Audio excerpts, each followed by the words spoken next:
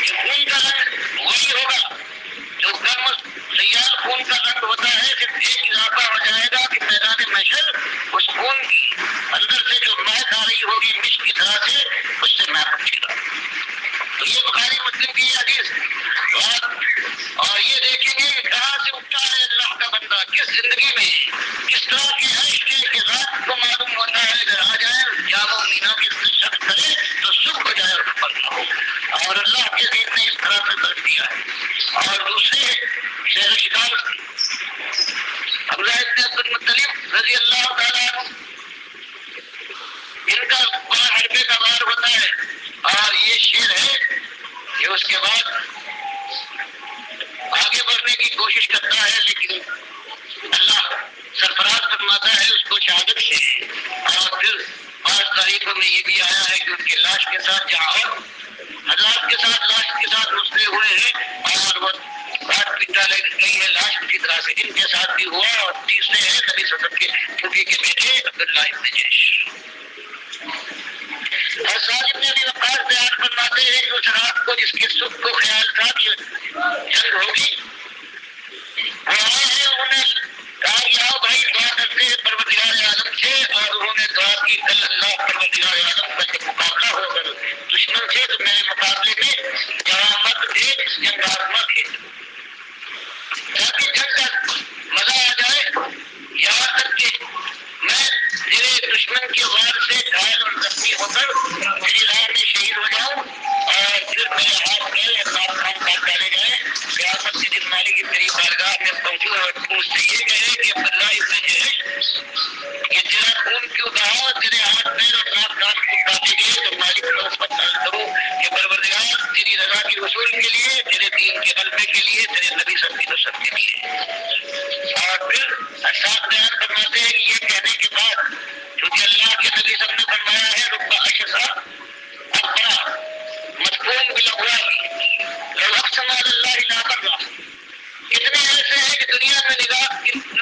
میں ان کی کوئی وقت نہیں ہے، اشسا بال پریشان ہے، اقرا بدن گردالو ہے، کہاں نہانے دھونے کا موقع، مدفون بالاغوال کسی محفل میں جہاں بواب ہوتے ہیں، دربان ہوتے ہیں، داخل ہونے کی کوشش کرے، سب کے دیکھ ہٹا دیا جائے کہ چہرہ ذرا آئینے میں دیکھ کر آئیے گا۔ لیکن دنیا کی نگاہ میں یہ عالم ہے، اللہ کے یہاں لو اقسم علی اللہ لابرہ، اگر اللہ کو یہ کوئی قسم دلا دے، اقسم علی اللہ لابرہ، پروردگار اس کی قسم کی لاج رکھے گا، ان کو حالص نہ کرے گا۔ اور ان میں اللہ کے نبی صلی اللہ علیہ وسلم نے عبداللہ ابن جیش رضی اللہ تعالیٰ عنہ کا نام لیا، برا ابن مالک کا، اور انس ابن نضر رضی اللہ تعالیٰ اجمعین کا نام لیا کہ یہ لوگ بری لوگوں میں سے ہیں۔ اور یہ عبداللہ ابن جیش رضی اللہ تعالیٰ عنہ نے اسی فرقے کے اوپر ساتھ بیان فرماتے ہیں کہ انہوں نے اللہ کو قسم دی کہ پروردگار تک جب مارکا پیش آئے تو میں تجھے قسم دیتا ہوں کہ میں تیری راہ میں شہید کر سکتا جاؤں۔ اور پھر یہی ان کے ساتھ ہوا، اللہ نے ان کو شہادت دی، ان کی تمناؤں کو پوری طرح سے آسودہ کروا دی۔ تو یہ زندگی کا نقشہ ہے، یہ دور گزرا ہے، آواز وہی اونچی ہے جو قرآن میں بھی تک موجود ہے، بالکل اپنی اصلی شکل میں ہے، صرف یہ فرق ہوا ہے کہ بلانے والا اور دنیا کے سامنے بندگی کا نقشہ پیش کرنے والا وہ اللہ کا آخری رسول تھا صلی اللہ علیہ وسلم۔ لیکن مالک رحمت کا یہ حال ہے کہ کم سے کم استطاعت والے لوگ اگر خلوص کے ساتھ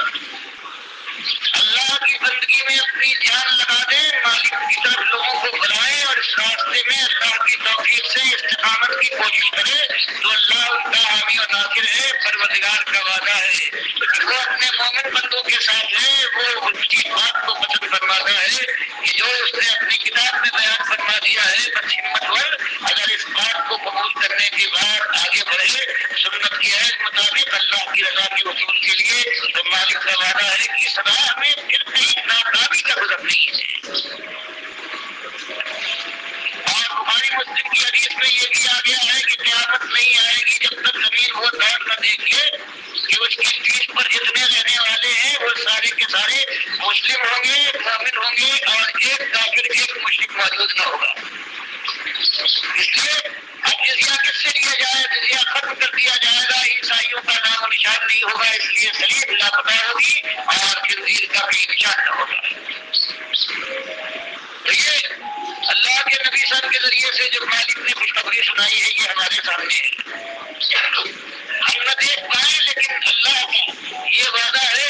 اور یہ وعدہ پورا ہو کے رہے گا۔ ایمان کے ساتھ اللہ نے یہ وعدہ کیا ہے، ہم کو اپنی کیونکہ شہادت میں کرنا چاہیے کہ اگر اللہ وہ دن دکھا دے تو مالک کی رحمت کا انتہا ہے، آخر میں اس کا کوئی اندازہ نہیں لگا سکتا۔ لیکن اس راستے میں جب جواب مل جائے،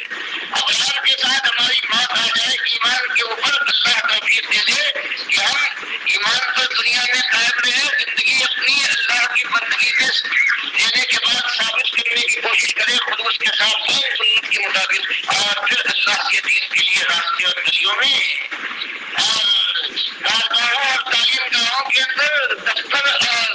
سواریوں کے اوپر ایک ہی بات کہ آؤ اللہ کی طرف، مالک کے بندے ہو، مالک کے پاس تمہیں جانا ہے، پروردگار کے ساتھ دعا نہ کرو، اپنے مالک کی خوشنودی کے لیے اپنی جان اور مال کو لگاؤ، اپنے بال بچوں کی خیر بناؤ، ان کو دنیا میں سردی اور گرمی سے بچاتے ہو، جہنم کی آگ سے بچانے کے لیے آج موقع ہے، بچا دیکھو،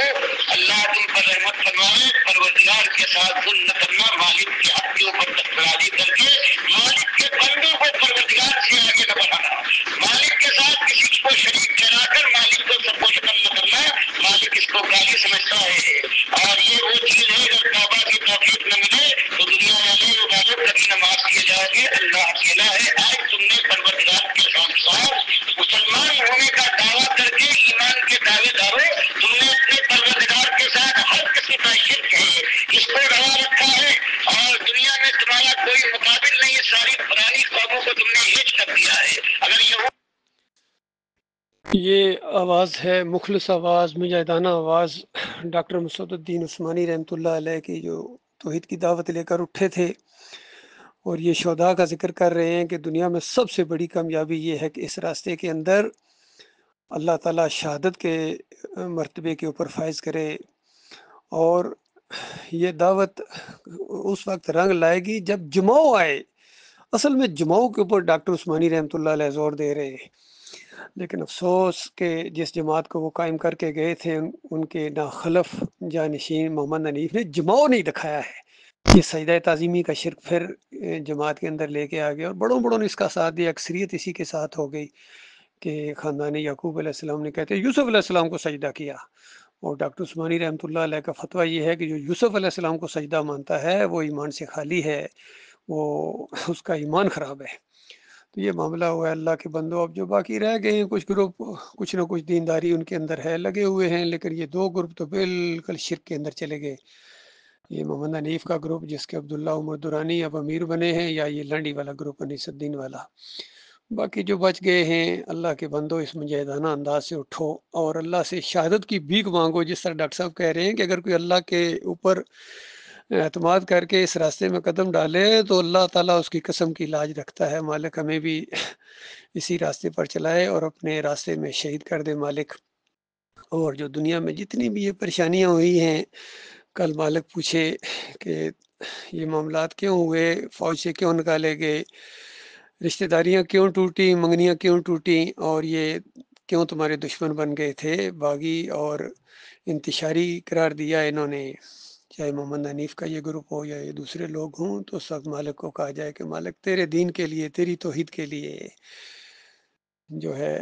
یہ سارا معاملہ ہو رہا ہے۔ اللہ تعالیٰ غور و فکر کرنے کی توفیق عطا فرمائے ہمارے بھائیوں کو،